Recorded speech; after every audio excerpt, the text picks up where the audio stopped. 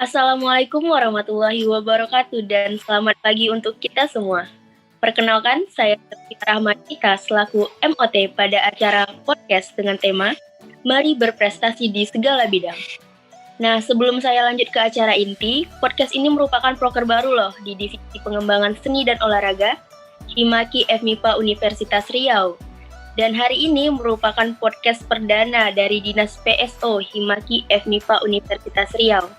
Baiklah, podcast pada pagi hari ini, Divisi PSO mengundang orang yang sangat luar biasa.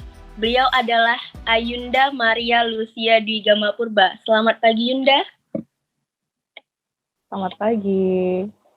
Beliau merupakan salah satu mahasiswa berprestasi di jurusan kimia. Beliau menempuh pendidikan di FMIPA Kimia pada tahun 2016 sampai dengan sekarang.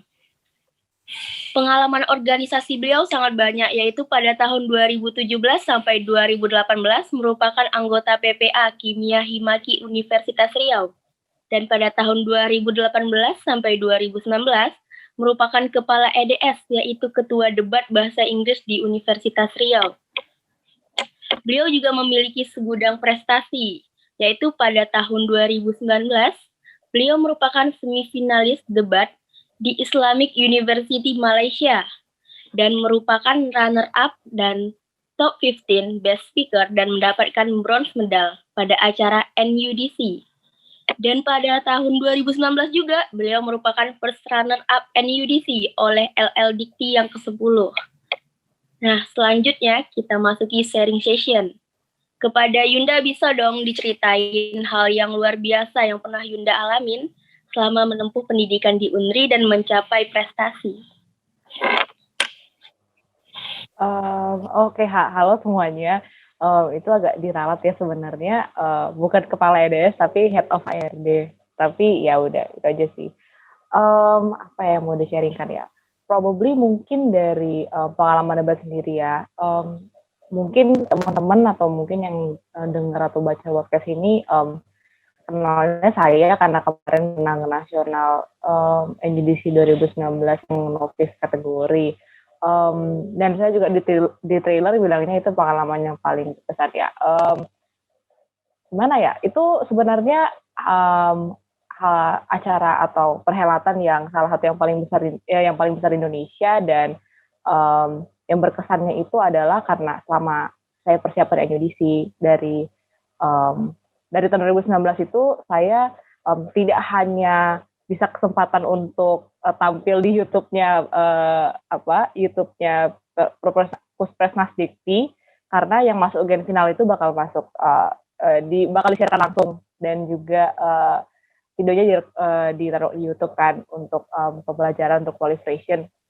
Selama persiapan juga ada banyak teman-teman juga yang saya dapatkan along the way. Terus kayak mungkin karena itu ke Surabaya kan, jadi kayak itu the first time for me to go to Surabaya, naik pesawat, dan itu semuanya dibiayai sama kampus.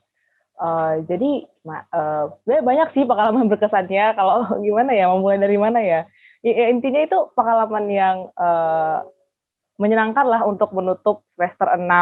Saya semester 6 menutup dan juga menutup perkuliahan juga.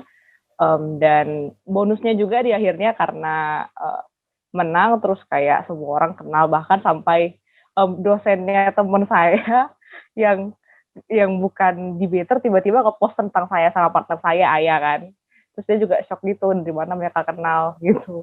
Jadi kayak ya banyak sih sebenarnya pengalaman yang bahkan nggak kepikiran bakal dapet, tapi ya intinya itu bisa membuat saya bertumbuh sebagai pribadi, secara mental, secara kemampuan berpikir juga, dan juga sebagai pendebat juga saya banyak bertumbuh sih dari pengalaman itu.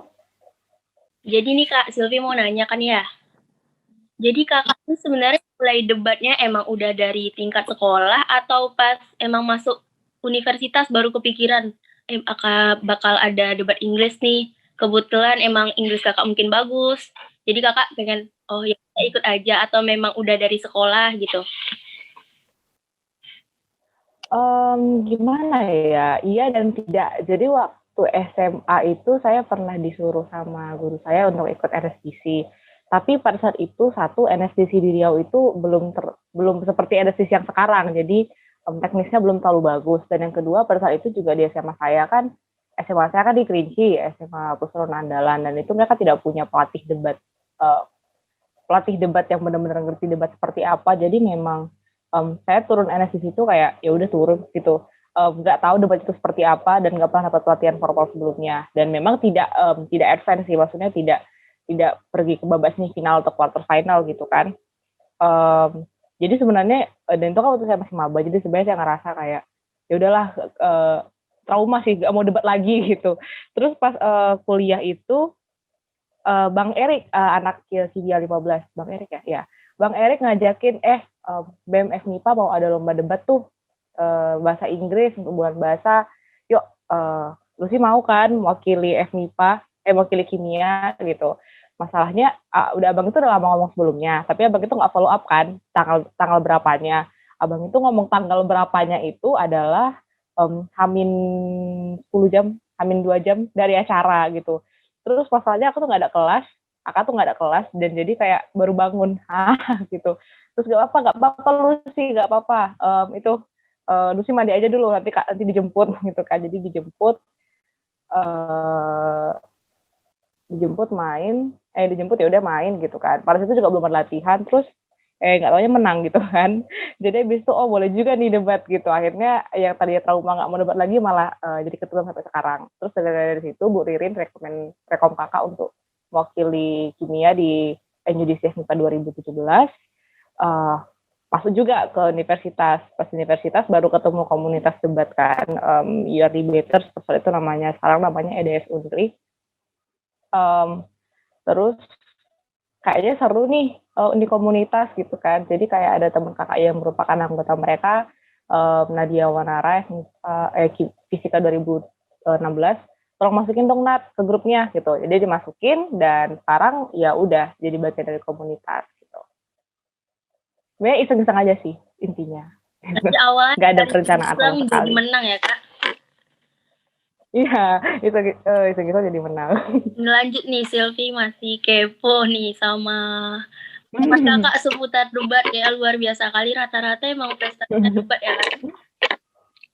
Iya. Kayak sebelumnya gimana kakak, emang ada kursus bahasa Inggris atau gimana? Kan misalnya debat tuh kita juga harus punya wawasan yang luas, Inggrisnya juga harus bagus.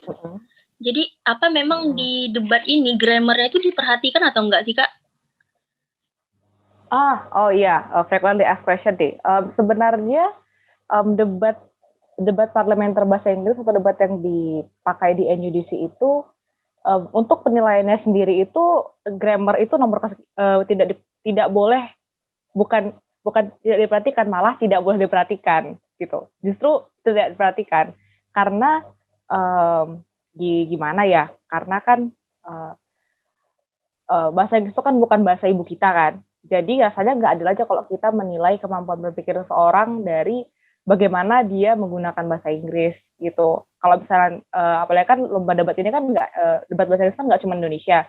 Itu kan juga ada perhelatan yang di dunianya namanya WUDC, World University Debate Championship.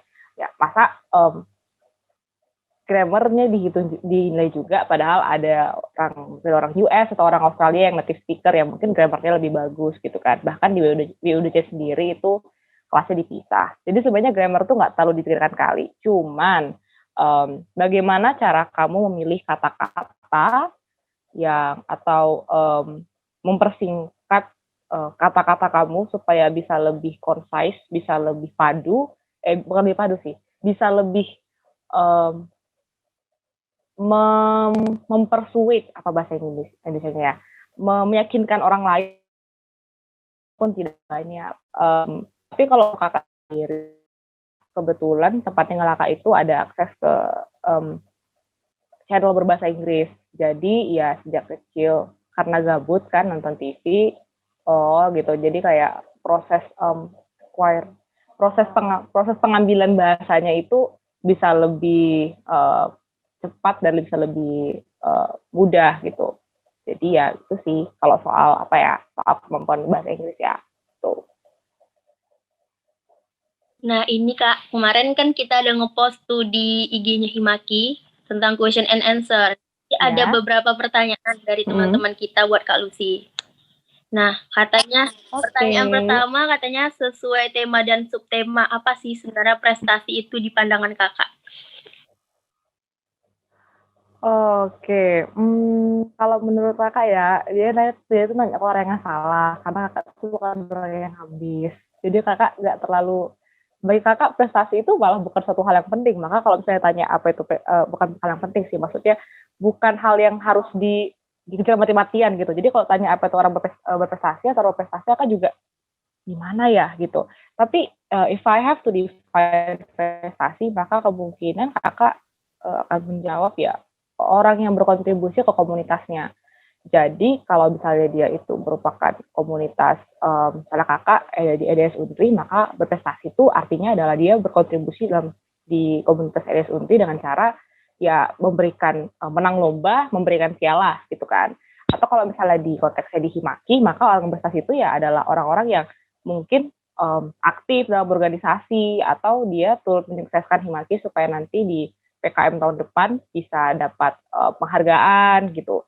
Atau mungkin di konteks mahasiswa kimia secara keseluruhan ya berarti kontribusinya itu bisa dalam banyak hal kan, bisa berprestasi di bidang akademik, bisa berprestasi di bidang akademik seperti kakak, atau mungkin dia bisa berkontribusi bersama dengan dosen ikut pelatihan sih, ikut penelitian atau ikut pengabdian, itu menurut kakak juga merupakan satu prestasi, karena ya tidak semua orang kan mau berkontribusi, tapi ketika berkontribusi menurut kakak itu adalah satu hal yang apa ya, membuat kamu bisa dihargai orang dan membuat kamu bisa dibanggakan lah gitu. Jadi ya sih, menurut kakak itu bukan cuman sih. Menurut kakak itu masalah kamu mau berkontribusi atau tidak bagi komunitas kamu. Nah, ada pertanyaan lagi nih Kak. Kan FMIPA, kita tahu lah kan FMIPA apalagi kimia praktikum itu memang banyak gitu kan. Gimana cara ngebagi waktu Kakak? Kayak praktikum juga, organisasi juga, prestasi dapat juga. Gimana sih cara ngebagi waktunya? Semuanya dapat gitu. To be fair, pas angkatan kakak itu yang praktikumnya banyak itu kan di semester 34 ya. Nah, semester 34 itu kakak cara debat juga tidak seperti sekarang. Jadi kayak mungkin prestasinya juga banyak semester 34. Kakak tuh baru bisa maju ke nasional itu di semester 56. Jadi ya pasti bakal keteteran sebenarnya. Tetapi kalau mungkin bisa nanya sama anak-anak EDS UND juga, kakak dulu waktu semester 34 itu literally bawa jurnal KF itu ke latihan. Jadi latihan itu kan 1 minggu tuh, yang 1. Itu kakak beneran bawa buku jurnal KF, ngerjain jurnal di sana gitu. Lu sih ngapain, jangan ganggu aku kalau ngerjain jurnal gitu, kalau lagi nunggu orang kan. Tapi menurut kakak sih prinsipnya gini aja, kalau gimana ya, waktu itu semua orang dikasih sama, kan 24 jam, jadi either kamu bakal apa ya, kalau orang lain bisa, kenapa tidak, kenapa kamu nggak bisa gitu. Karena banyak kok debater yang juga dari kalangan, yang dari anak FMIPA atau malah anak teknik, bahkan malah anak kedokteran gitu, dan mereka juga bisa berprestasi gitu kan.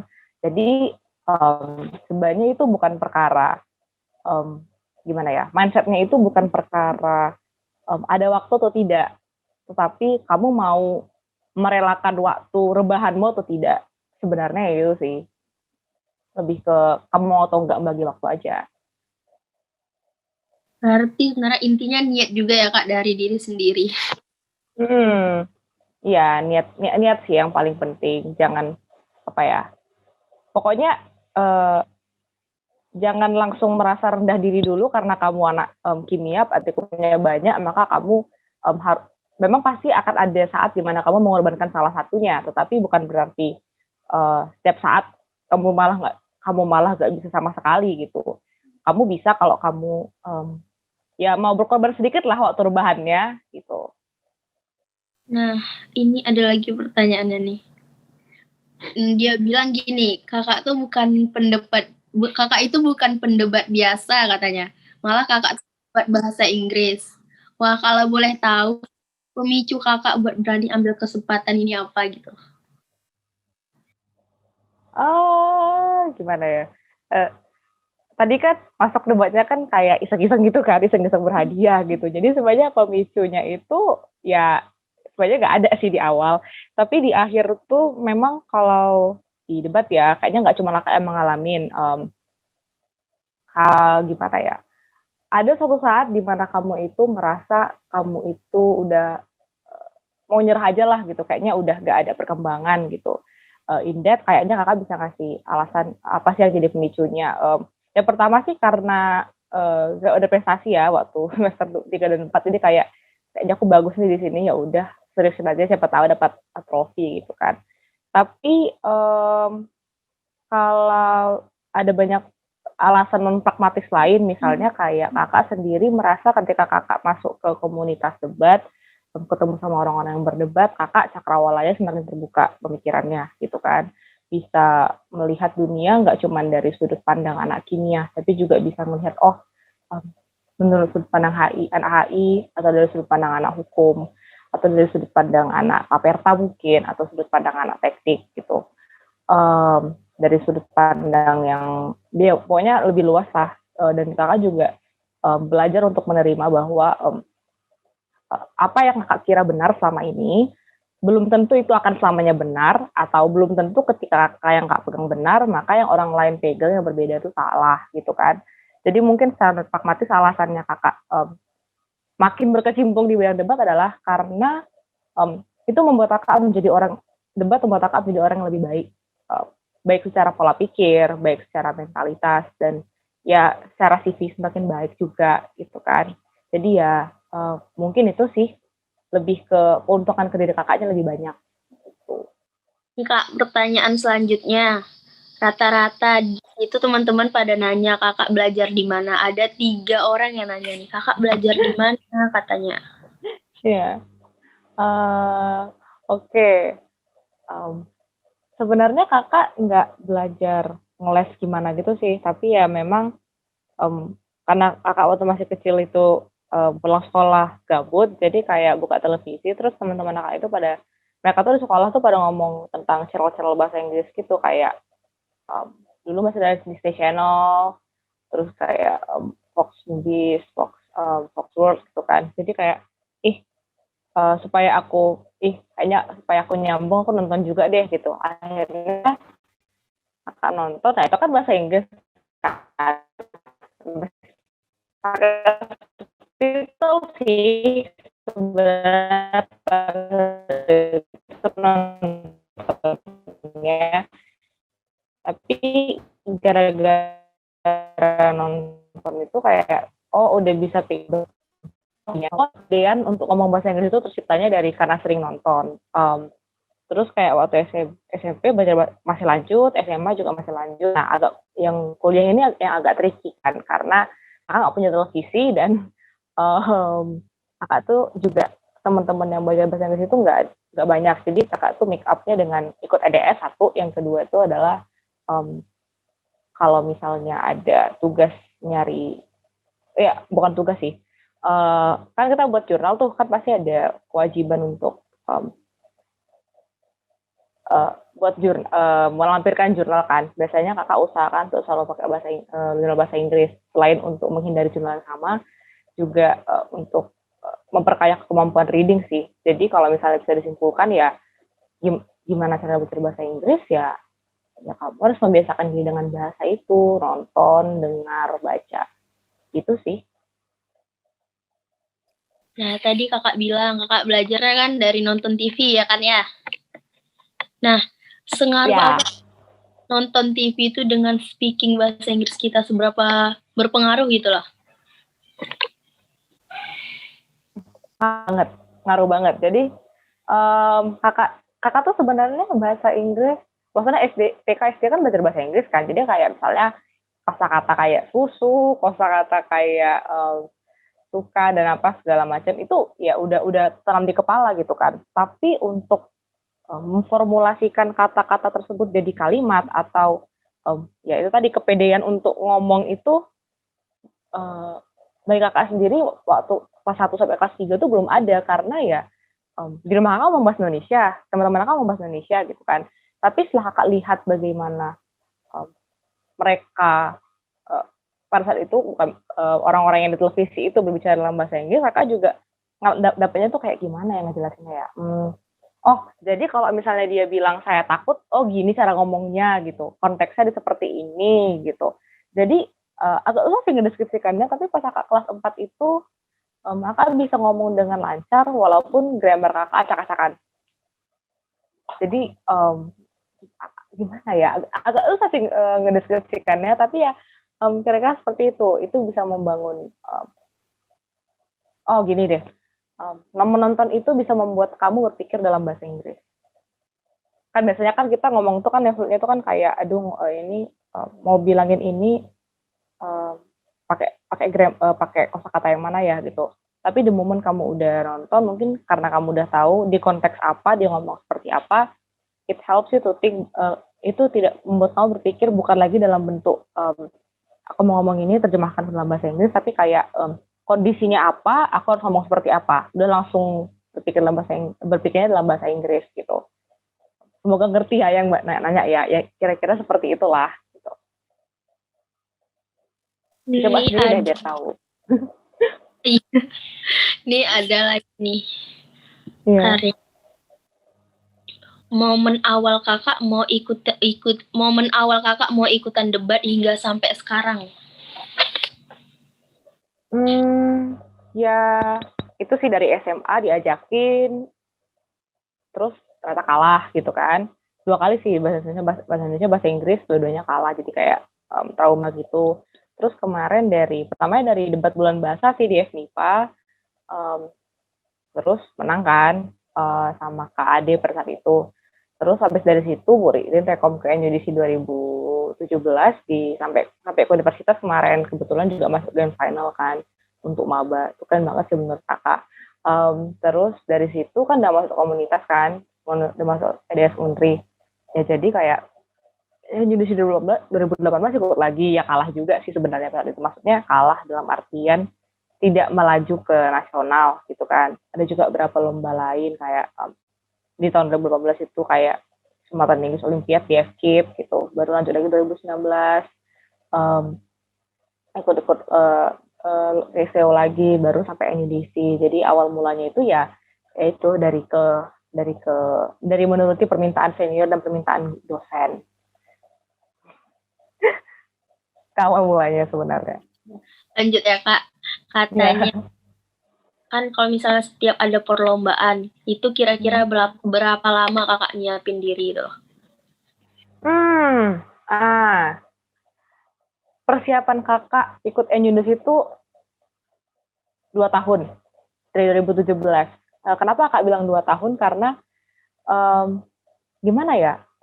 Jadi debat itu tuh agak beda sama KTI karena kamu tidak bisa menyiapkan banyak materi beforehand. Maksudnya ketika kamu udah lomba, itu musiknya itu semuanya kita nggak ada yang tahu itu improv tuh mau dari mana, mau dari kakak tuh kemarin di NUDC nasional ya, musiknya itu mulai dari pro bono di grand finalnya kakak ketemu musiknya itu tentang environment versus pembangunan infrastruktur. Itu kan jauh banget kan gitu. Jadi ya persiapannya itu ya dari setiap hari kamu latihan, dari setiap hari sih, dari saat kamu latihan dan saat-saat kamu ngebaca buku. Jadi itu kayak preter dan itu latihan khusus, itu kayak persiapan yang kamu lakukan gradual, tahap demi tahap gitu. Dari kamu belajar debat dari sendiri. Tapi kalau belajar kamu debat dari kamu pertama kali debat sampai sekarang, nah itu semua pengalaman ilmu kamu itu terakumulasi, ya itulah yang membuat kamu menang di lomba-lomba selanjutnya. Jadi ya kalau persiapannya berapa ya mungkin 2 tahun. Tapi kalau misalnya untuk Indonesia sendiri ya secara spesial, kakak itu ya mungkin sekitar beberapa bulan lah, karena udah 2 atau 3 bulan mungkin. Tapi kayak ya soalnya kan kayak ada yang bilang kayak lu sih tahun ini turun kan NUDC gitu. Jadi kayak dari situ udah mulai ada persiapan, kayak mulai lebih rajin baca berita aja sebenarnya. Tapi dari NUDC universitas ke NUDC nasional itu kan ada beberapa bulan ya, sampai sebulan lebih kayaknya. dari situ ya ada pelatihan dari LL Dikti, ada juga pelatihan sendiri sama alumni debat di Unri, ada juga pelatihan kakak mandiri dan lain-lain ya. Jadi ya gimana ya cara ngejawabnya ya selama ada waktu ya berlatih. Itu sih sepertinya. Ini ada lagi mention dari teman kita, kakak baca materi dari mana katanya? Jujur aja sebenarnya materi debat itu nggak terlalu aksesibel ya. Maksudnya kayak tidak banyak orang yang buat buku atau yang buat yang buat buku atau buat literatur tentang teori debat itu sendiri. Tapi ada dapat kemarin itu yang sangat membantu tuh dari Matterbook-nya FES ITB. Jadi mereka kebetulan share link, kakak baca, terus kayak sangat membantu sekali ternyata. There's a lot of this I learned from there. Tapi sebenarnya debat itu mana ya? Baca berita juga lumayan mempengaruhin. Jadi karena kamu udah baca berita, kamu tahu kayak apa aja sih dari dunia saat ini dan itu bisa membantu kamu untuk memberikan presiden. Ya sih. Jadi kalau bacanya dari mana ya dari berita, dari materi-materi yang di-share gitu. Tapi memang mostly debat itu bukan membaca sih yang penting. Menurut kakak memang latihannya. Jadi ya harus berlatih, harus sparring, harus debat sama orang. Di situ sih latihannya, di situ sih dapat ilmunya sebenarnya. Nih, ini dari Sylvie nih sebenarnya Kak, pertanyaannya bukan dari yang ini tapi ya. Yang ini kan nih kakak nih sering nih ikut debat. Selama ikut debat kan kita tuh nggak tahu tuh kan Kak mosinya. Pernah nggak sih kakak dapat mosi tapi kakak nggak terlalu menguasai itu? Jadi gimana sih cara kakak ngatasinnya biar pede aja? Ini yang aku bilang nih bener loh gitu.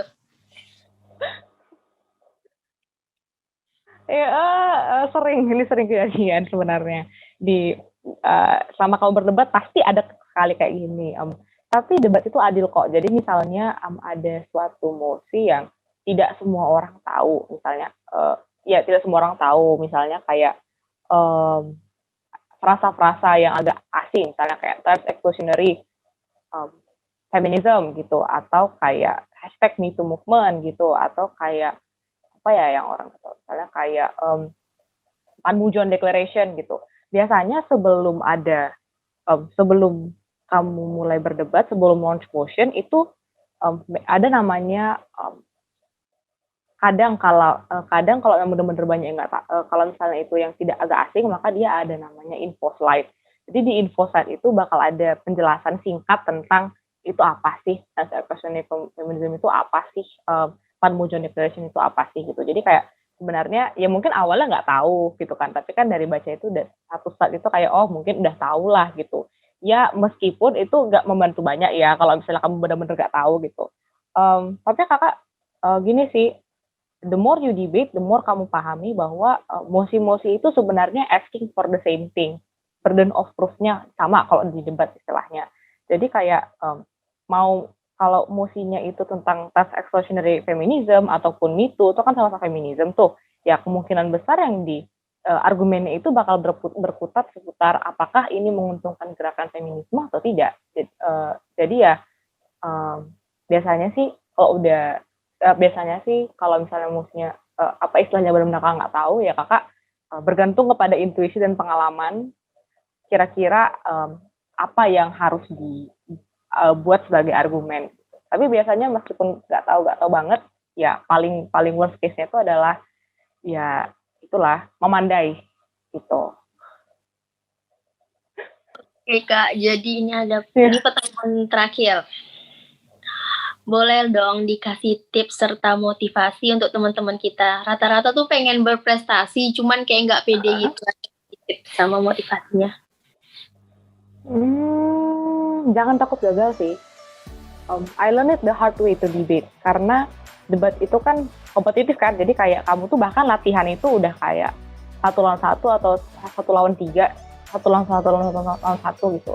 Jadi kayak of course in the time I debate pasti ada beberapa kali kalah dan gagal itu baru kalah di latihan, kalah sama junior udah pernah gitu kan, belum lagi di lomba-lomba gitu. Maka ya di Indonesia emang menang, tapi kayak di IAUM itu kan sampai finalis, atau kemarin waktu di SEO juga ada yang cuma sampai finalis malah makan nggak nge-break. Jadi gimana ya, kalau kamu mau berprestasi, kamu itu harus siap gitu loh untuk jadi orang yang nggak tahu apa-apa gitu. Siap untuk jadi orang yang paling bodoh, siap untuk gagal. Karena kan di atas langit terus ada langit gitu. Tapi di lain pihak kalau kamu tidak pernah gagal, ya kamu tidak punya kesempatan untuk belajar dari kegagalan kamu dan bounce back dan comeback harder gitu. Jadi ya gimana ya, kayaknya kalau soal bagi waktu udah tahu, kita masing-masing tahu lah bagaimana cara kita bagi waktu. Tapi lebih ke mindsetnya sendiri sih. Kalau kamu mau berprestasi, kamu mau mencoba, jangan takut gagal gitu.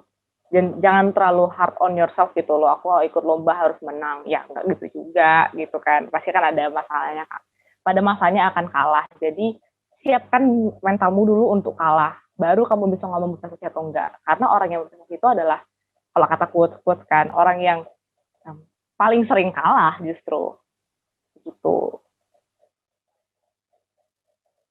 Nah, nih karena udah pertanyaan terakhir, Zulfi mewakili dari teman-teman yang udah bertanya, mau bilang makasih kepada Kak Lucy udah bersedia ngejawab serta ngisi acara podcast dengan sangat luar biasa. Makasih ya Kak udah mau ngisi acara. Sama-sama. Dan nah, jadi sekian dari saya. Sampai jumpa dan assalamualaikum warahmatullahi wabarakatuh.